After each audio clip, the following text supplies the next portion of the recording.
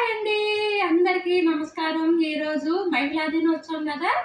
అయితే మన మహిళలందరికీ మహిళా దినోత్సవ శుభాకాంక్షలు. నేను ఈరోజు బజార్ వెళ్ళాను, మా ఫ్రెండ్తో కలిసి వెళ్ళాను. ఎప్పటి ఫ్రెండో.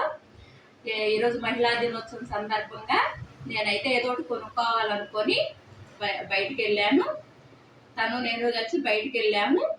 అయితే నేను వాకింగ్ షూ లేవు, మాకు ఇంట్లో పాడైపోయినాయి. వాకింగ్ షూ అయినా తెచ్చుకుందాం అనేసి వెళ్ళాము ఇద్దరం షాపింగ్కి.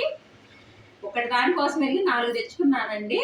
అయితే మహిళా దినోత్సవం శుభాకాంక్షలు అందరికీ మళ్ళీ ఒక్కసారి. మీ అందరూ బాగుండాలి, మీ అందరితో పాటు నేను కూడా బాగుండాలి. అందరూ బాగుండాలని మనస్ఫూర్తిగా ఆ దేవుణ్ణి అయితే కోరుకుంటున్నాను. నేను ప్రతి వీడియోలో ఇదే చెప్తున్నాను. నేను ఎప్పుడైనా ఇదే కోరుకుంటాను, అందరూ బాగుండాలనే కోరుకుంటాను. ఇక వీడియోలోకి వెళ్తే నేను ఇగో తెచ్చుకున్నాను, వాకింగ్ షూ తెచ్చుకున్నానండి. వాకింగ్ మానేసి నెల అవుతుంది, మళ్ళీ రేపు నుంచి స్టార్ట్ చేయాలి వాకింగ్. Walking shoe తెచ్చుకున్నానండి. నాకు థైరాయిడ్ ఉందండి, అందుకే కొంచెం లావుగా ఉన్నాను. కామెంట్ పెడుతున్నారు లావుగా ఉన్నానని, కామెంట్ పెడుతున్నారు. థైరాయిడ్ ఉంది అందుకనేసి నేను లావు ఉన్నాను. తినటం వల్ల అయితే కాదు, ఫుడ్ వల్ల అయితే కాదు, థైరాయిడ్ వల్ల లావుగా ఉన్నాను. ఇవ్వండి వాకింగ్ షూ తెచ్చుకున్నాను, రేపటి నుంచి వాకింగ్ స్టార్ట్ చేస్తాను.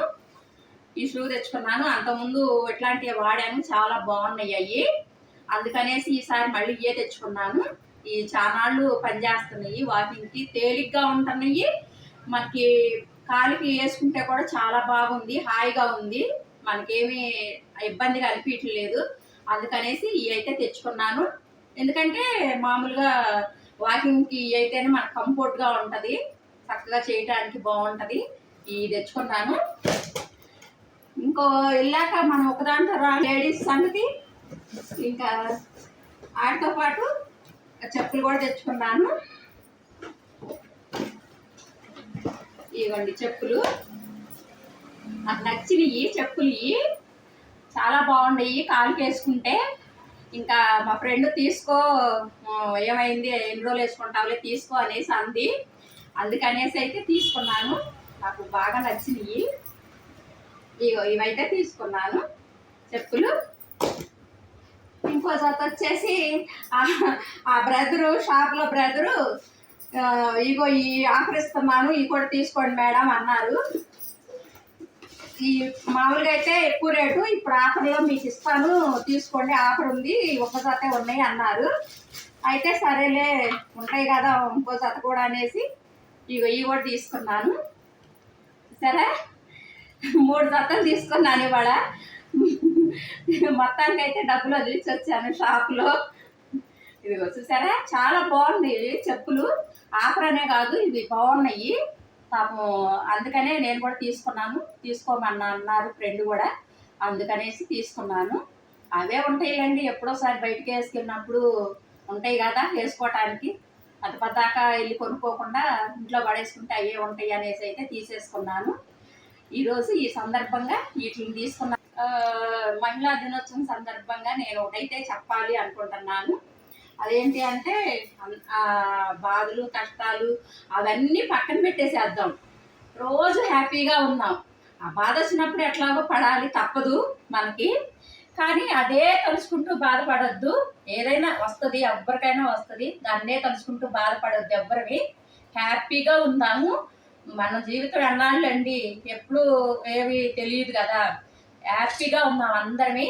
లైఫ్ని ఎలా మంచిగా మలుచుకోవాలో ఆలోచిద్దాము, దాని వైపే నడుద్దాము. నేను అందరికీ అయితే ఇదే చెప్తాను, అందరూ హ్యాపీగా ఉండండి. ఏ బాధ వచ్చినా సరే ఆ పక్కన పెట్టేసేయండి, దాన్ని సాల్వ్ చేసుకుందాం.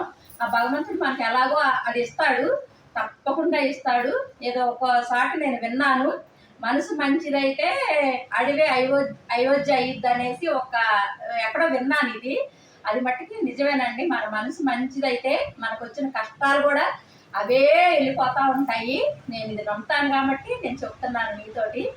ఈరోజు అందరం హ్యాపీగా ఉందాము. మీరు కూడా షాపింగ్ చేయండి, ఏమన్నా నచ్చితే తీసుకొచ్చుకోండి. ఓకే. ఈ రోజు అయితే ఇదే చెప్పాలి అనుకుంటున్నాను మీతో. నా చిన్నప్పుడు విషయం గుర్తుకొచ్చింది ఈరోజు ఎందుకో.